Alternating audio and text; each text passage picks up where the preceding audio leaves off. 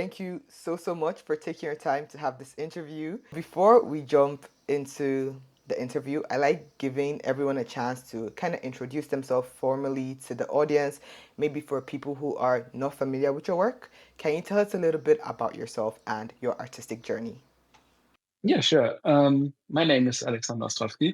I'm based in Germany, and I'm working as a professional creature designer, concept artist, and illustrator these days, mostly. And I'm very excited to be here and to talk about dragons, which is also why I am doing the thing that I'm doing, because I was that sort of kid that always loved animals, dinosaurs, and drawing, and I just never stopped. And it took me here. Because I am very bad at any type of like creature design. Like I absolutely love creatures. I admire when I see other artists.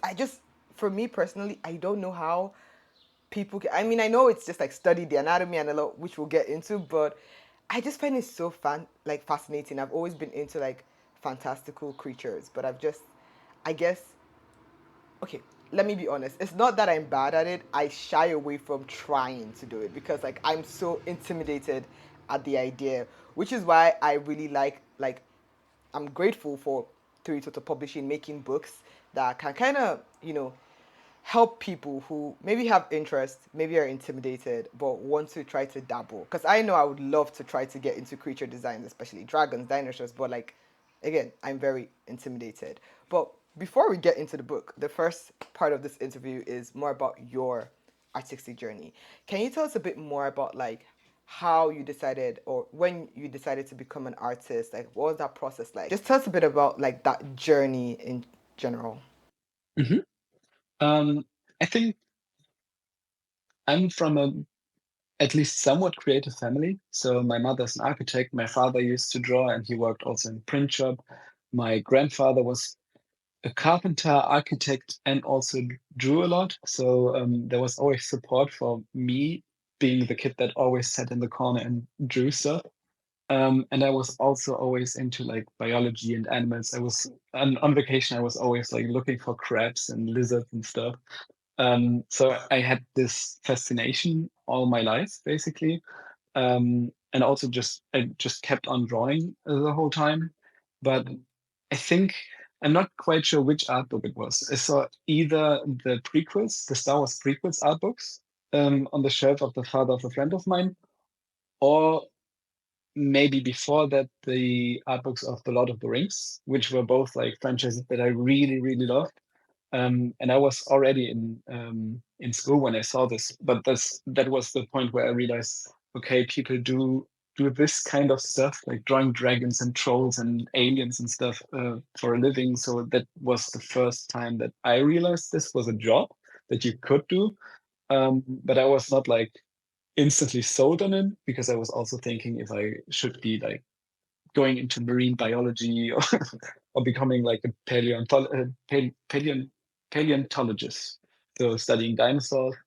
Um, and I wasn't quite sure, but when it came time to like choose like the course of studies, I basically started graphic design, or it's called communication design over here, because we don't have like in the public universities, we don't have like a course of studies that is like concept art or like focused on the entertainment industry. So I went into the design study. What's it called? Yeah, into communication design, which had like different areas that you had to like specialize in, and one of those was illustration, which I gravitated towards. But during studying, I realized that there were no teachers that could teach me like the fundamentals of like realistic drawing. So I had to do that on the side when I was studying design on the other side, basically, um, which was good in the end. And I could like work my studies, my personal art studies, into the projects I did at university. Um, and I think studying graphic design specifically was in the end really helpful for me, because it gives you such a good like overview over design thinking, because that's what I do in the end. Like I design stuff. So the whole thought process and the approach of like creative projects that you do in graphic design also applies to like concept design as well. So that's a good starting point for me, I think. And I also did an internship towards the end of my studies at SixMoreVodka in Berlin, which was, yeah, I learned more in that like internship than in the entire of university life. So the people working there, they took me under their wing and just made me sit down, gave me like the art boot camp basically. Um, and this was towards the end of my study. So after then I could like do my bachelor's thesis and like the project, because we do like a practical like a project. So I made a book, an art book based on the never ending story, and I could just apply everything I learned in the internship. And during that time, I started freelancing because obviously here there are not that many like jobs in the entertainment art industry. And from there, just like grew. And I never stopped freelancing. I've never been like in house, except for the days in the internship. And at least until now, it works out. Thank you so much for sharing. There's so much that I want to touch on. This is why I said that even though there are questions, I kind of just go off topic because you said a few things that really piqued my interest. So first of all, you talked about like your journey and like when you were a kid, you're always curious about animals and stuff. And I kind of see like that makes a lot of sense why you're drawn to creatures because you know like the thing about like the girls who like grew up very interested in like dolls or Barbie dolls tend to draw like more pretty things. That's kind of like my category, like drawing the pretty girls with the, you know, and I just find it very interesting because I was never, I was never interested in like things like lizards or frogs. So maybe that's why. But I still find it very like creature design very captivating. Um, and also you talked about like how you knew vaguely that you wanted to like you knew about like the world of arts, but you know it's not really something that's really common, so you went to like design.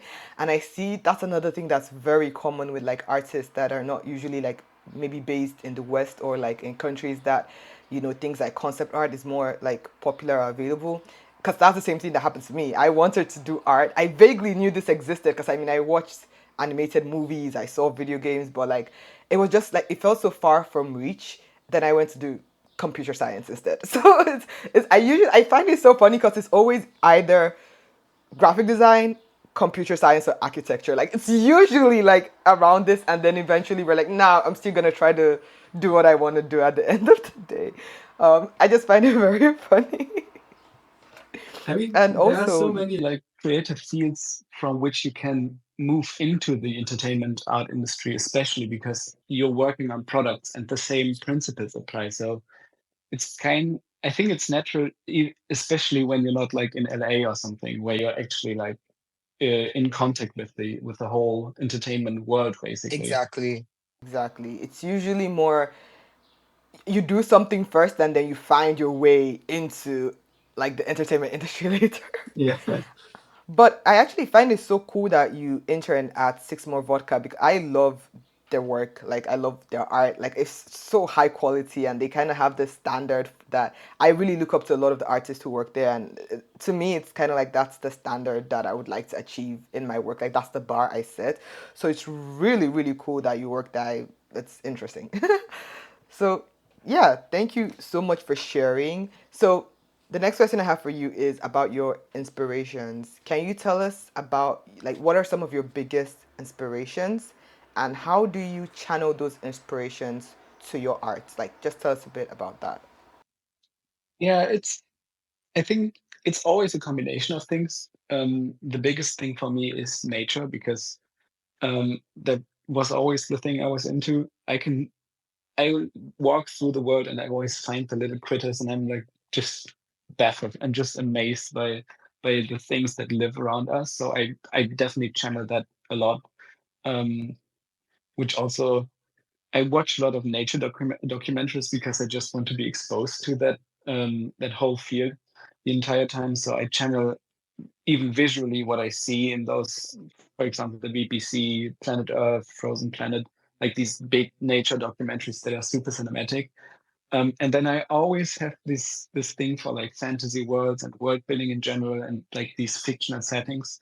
And creature design is just like this point where those things intersect. So I can take all that I know about like crabs in the Netherlands and apply that to like alien species that are crawling across like an ice planet or something.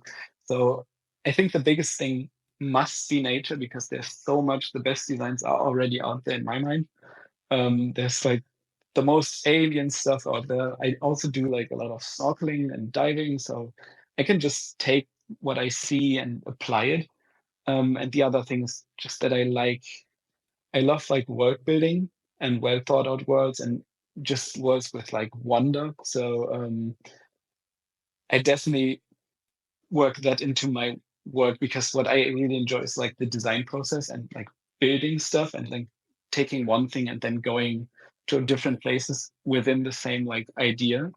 Um, yeah, I think that would be it. Like work building and just what's around us, and I put it all in the weird creatures. Honestly, looking at your art, I definitely see how all that, like, especially when you said the nature documentary thing, like, when I see some of your creature designs, it looks like they are real. Like, if you Thanks. didn't tell me this creature didn't exist, I mean, some of them more than others, but especially like your sea creatures. I mean, I don't know a lot of sea creatures. They could be like aliens living down there for all I know. I don't know. But like sometimes I see some of like your creatures, like just, and it's like the way you even put them in a setting, they feel so like real. They feel so believable, and I think that's what I really find so interesting about good creature design.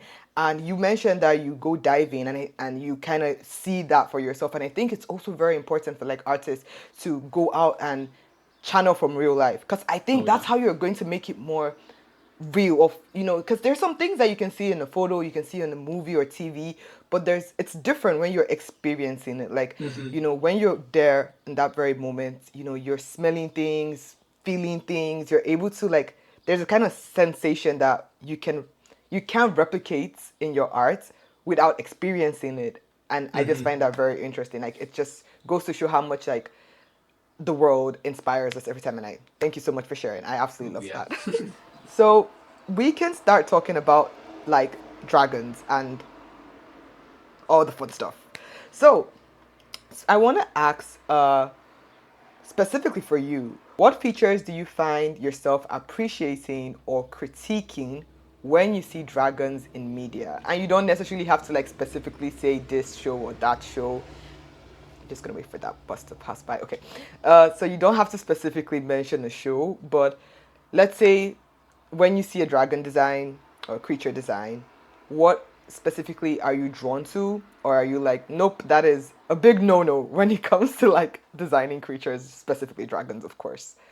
Mm, like specifically in dragons, it's I always look at the wings first because you kind of see if someone designs dragons with a knowledge of like wing anatomy or with like an image of a dragon in their mind. Because there's like a certain what's the word, discrepancy between like what a wing actually is and what like the iconography of a dragon looks like. So I always look at those first because dragon wings, they have like a specific function to them, especially when you're going to that traditional bat wing, basically, where you can see the bones and how the skin stretches. And sometimes it's not shown that well. So this is one of the first things that I look at. And otherwise, I just look for like interesting dragon designs, I guess, or creature designs in general, because everything that goes away from that, I love the classical dragon, but everything that goes away from that shows like a deeper thought process about the design and how it could be more unique. Like I grew up with the How to Train Your Dragon movies. I love them. I still do, and I also love the art book for them. Where I think Nicolas Mallet is the main character and creature designer on those. And those are fantastic. They are all like so unique and have so much character, and they also use certain things like fishes or anything in that like aquatic realm for reference, or like different reptiles. And you you just can see and feel that, and it makes like a dragon design, I think, more appealing when it's not just like the standard four-legged reptilian beast that is the same shape that we've seen 100 times. Although these can be super fun, I like when there's like some deeper thought process about them, even when they are like very classical. Sometimes there's like certain features that just distinguish them from just the storybook dragon, basically, or like make it the best possible version of the storyboard book dragon. Like one of the ultimate dragons for me still will be Smaug from the Hobbit movies, because the design is just so good and so Tolkien, and there's so much thought put into every little detail. And that's I appreciate the thought process, I guess, and then obviously the high quality execution, um, because it's just cool. Good dragons are cool.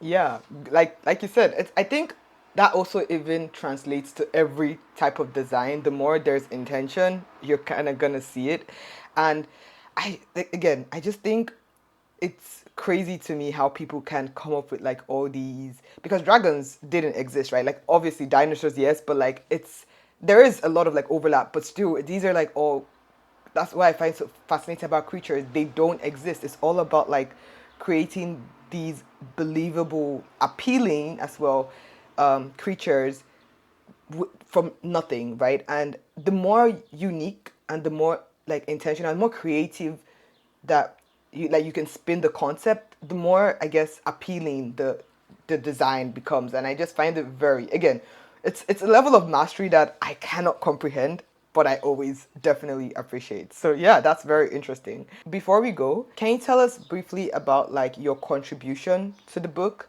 and what people can expect from this book? Because obviously it's a book about dragons, but is it just like a book full of dragon illustrations? Like, just tell us a bit about what people can expect from the book. Oh, it's loud outside. My bad. I'm sorry. No worries. Yeah, sure. I was asked to do the intro chapter, but I didn't have too much time, so I suggested that I could share this maybe with a friend, which is Stephen Oakley. And I did this also because I just love Stephen's work. I've been looking up to his stuff for ages, and we're sort of we're friends now, so it which still feels surreal. So this was like a nice chance to just work on something together, and his part especially of the intro is just filled with wisdom, so you can expect a lot of wisdom by Stephen Oakley. And then the other part of the book are the chapters of different dragon designs, all by people that I really, really like. So there's so many good, like great creature and dragon designers specifically in this book.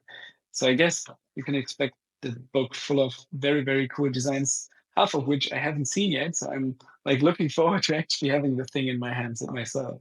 Same here. I am very, very excited. It's been really insightful. Again, I really like talking to like artists, especially artists who do something very different from me, because it's always very nice to see that different perspective. But before we wrap up this interview, I would like to ask if you have any advice for any aspiring, beginner, upcoming artists, maybe people like me who want to dabble in creature design but feel intimidated. What general advice do you have for them? Mm, just draw a lot, I guess, because all of what we do is based on the same fundamentals. So getting this out of the way is good, like learning the perspective stuff, anatomy, like the basic fundamental drawing stuff. You just have to log in, because when you have that, like at least at a reasonable state, drawing becomes so much more fun, because you can actually explore your ideas instead of fighting like the the process basically. And then still keep to what's really fun and appealing to you. Like keep your fun projects on the side, so you just never lose that that spark, that fun, that drive, that flow, that actually makes you want to draw.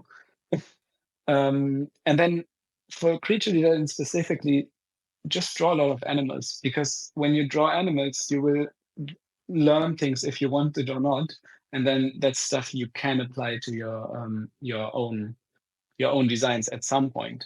So that's, I think the biggest thing is like learn your fundamentals and then just keep doing what you really love to do, no matter which field it is in like this whole art industry. Because at some point you will probably find some jobs doing exactly what you want to do. So that's, I think, just have fun. That's the most important thing. Solid advice. Thank you so much. Need to start drawing animals. Got it. Thank you so, so much. I really appreciate it. It was a pleasure talking to you. And yeah, I'm very much excited for the book.